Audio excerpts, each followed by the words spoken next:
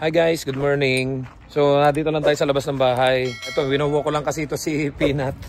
At kagagaling lang namin ngayon dito sa sa farm.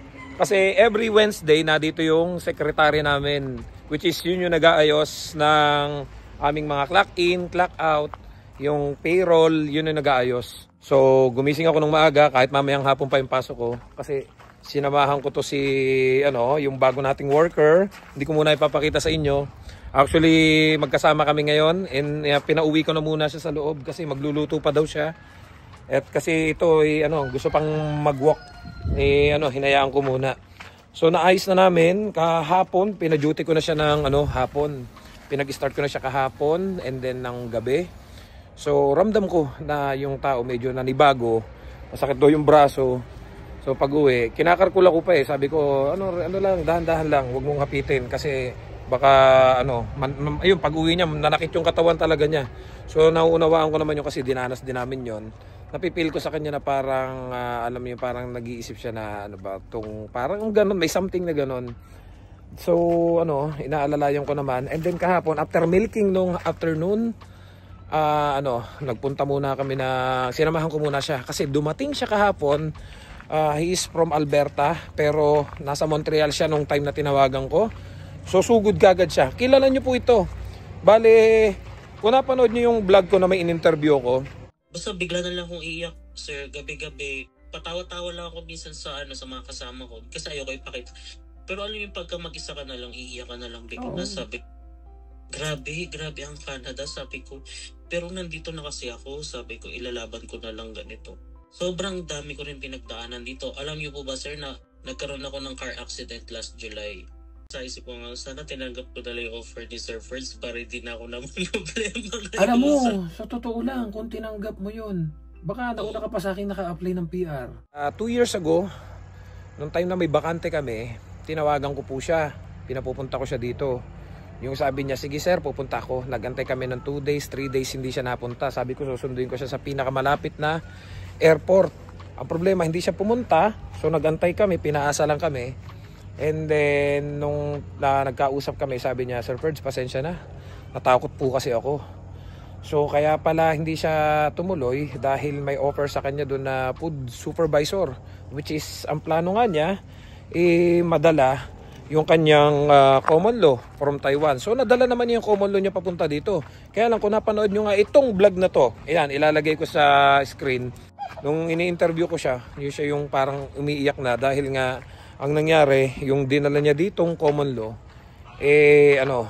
sabi may boyfriend na, sumama sa iba. So yung kanyang tinitirahan na kinuha niyang apartment ay, nag-iisa na lang siya. Sabi nga niya, kinuha niya yung apartment na yun para sa kanilang dalawa. Pero ang nangyari ay hindi natuloy. So yun din yung na-interview ko na out of status.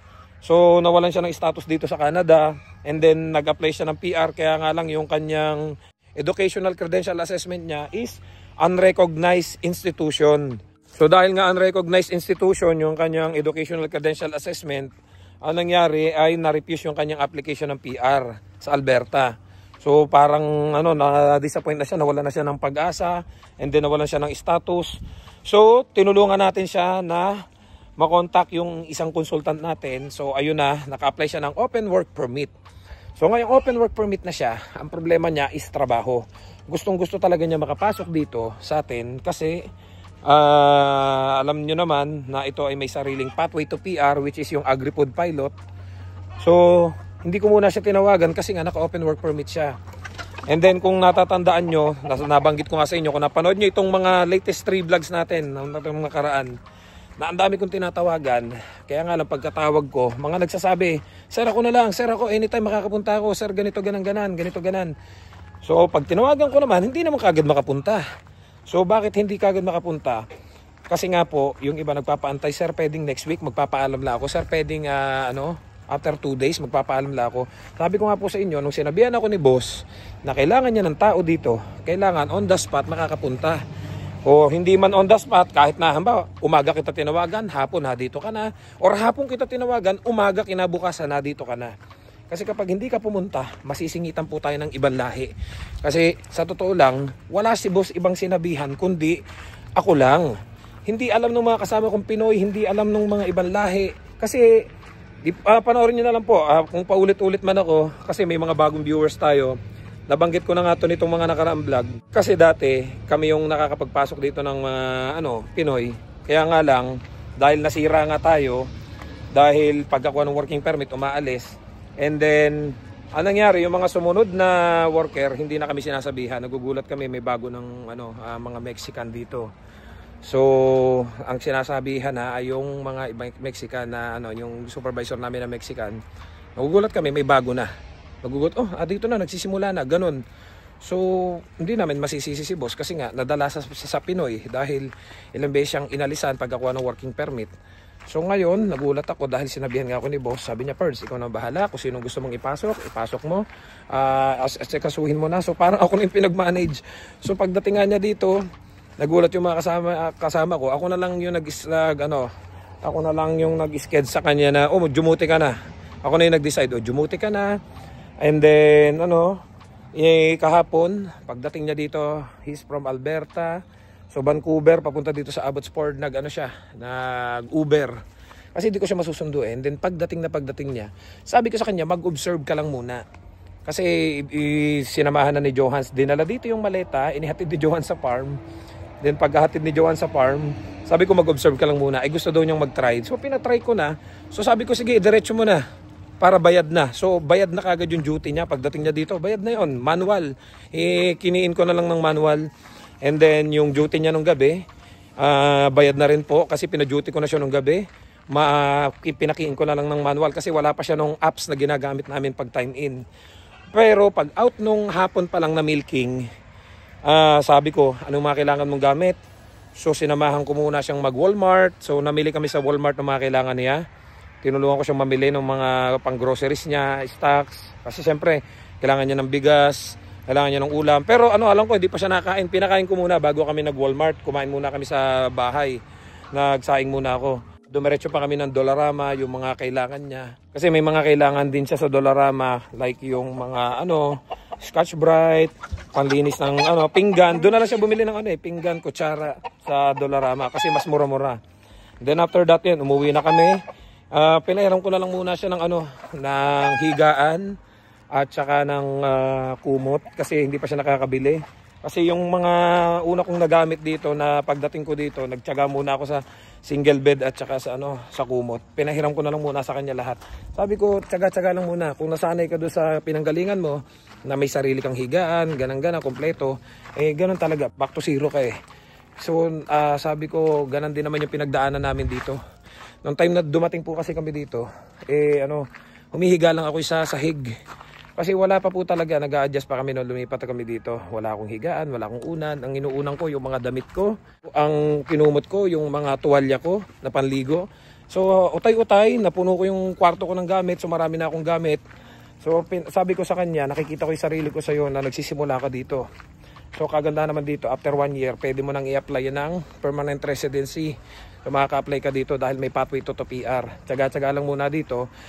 So, ngayon, gumising lang kami ng maaga kasi sabi ko, sasabahan kita kay Stacy kasi nga, every Wednesday lang dumarating dito yung secretary namin na nag-aayos ng payroll. So, ginawa na siya ng time station apps para doon na siya mag-time in, time out. Pinakilala ko na rin siya kay boss kasi na doon si boss ngayon sa farm. Naka-message siya doon sa mga nagmi-milking. So, ini-introduce ko na siya doon. Nagulat din siya, sabi nga niya. Gano'n na yon, wala man lang interview, wala man lang resume, hindi man lang ako tinanong, just tinanong lang yung pangalan ko, kailan ako nag-start, yun lang. Sabi nga niya, parang ang galing naman kasi wala nang interview, wala nang resume.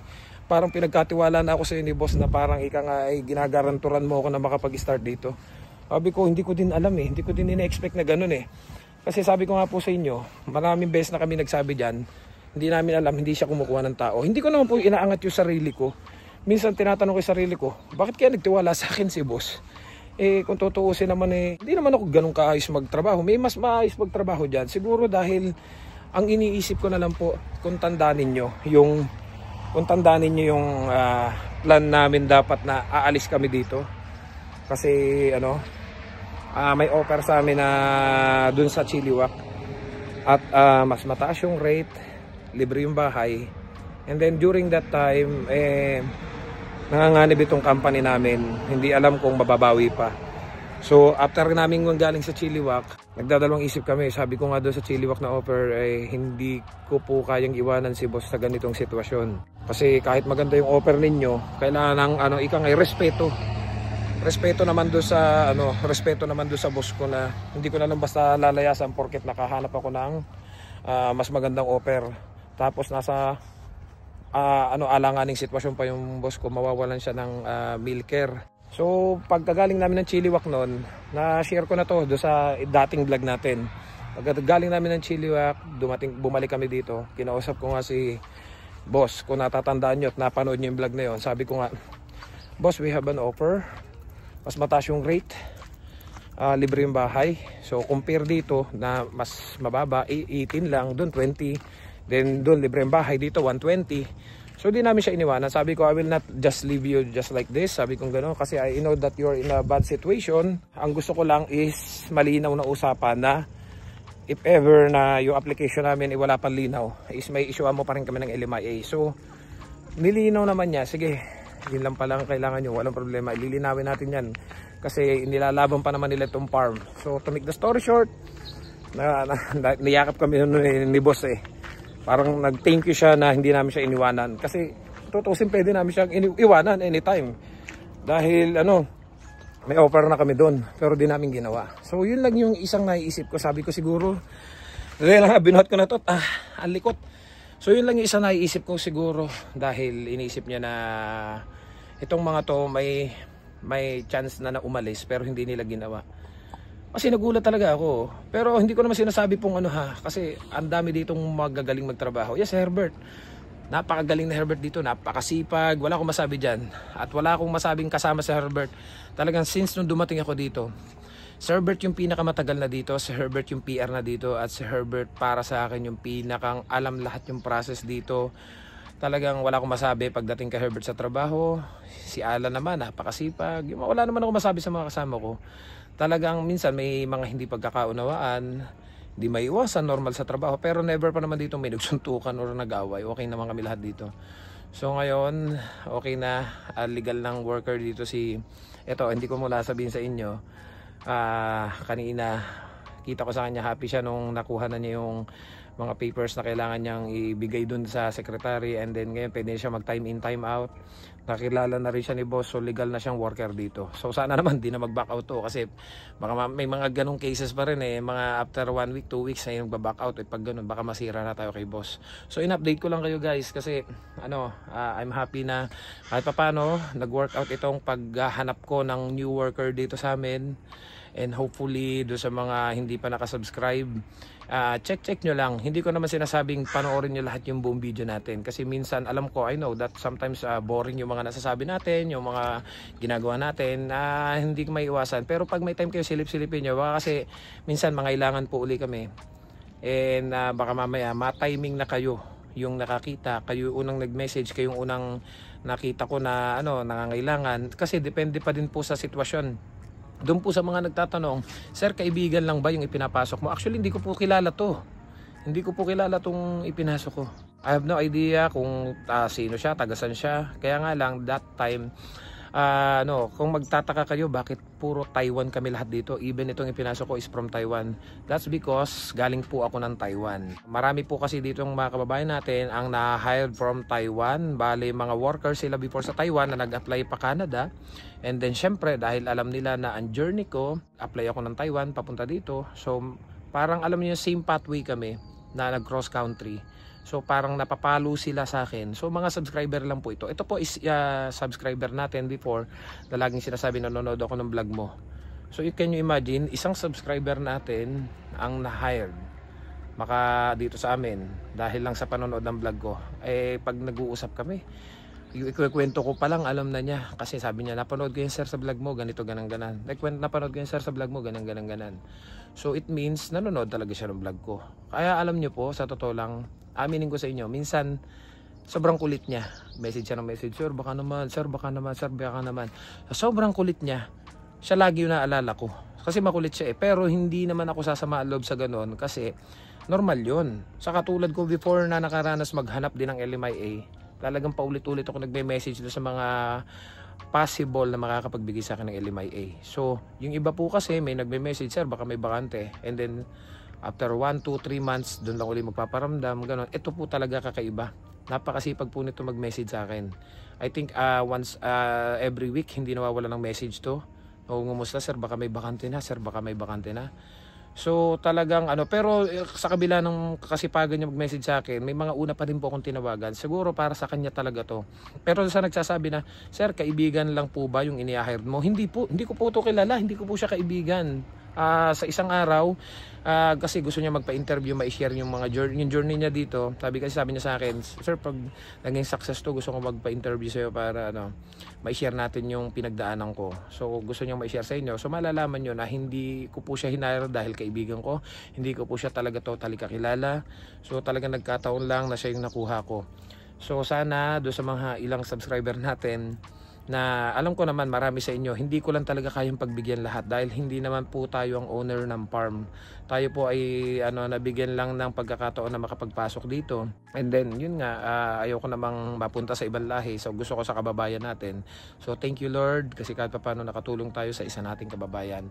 So update ko na lang kayo guys sa mga susunod na pangyayari kasi may dahil pa din akong gagawin. Sinamahan ko. Actually mamaya pa dapat hapon ng pasok ko, mamaya pa dapat ang gising ko. Gumising na ako ng maaga kasi nga sinamahan ko siya sa farm para i-update yung kanyang mga papers, documents. So may time in, time out at na dun si boss, pinakilala ko na rin siya.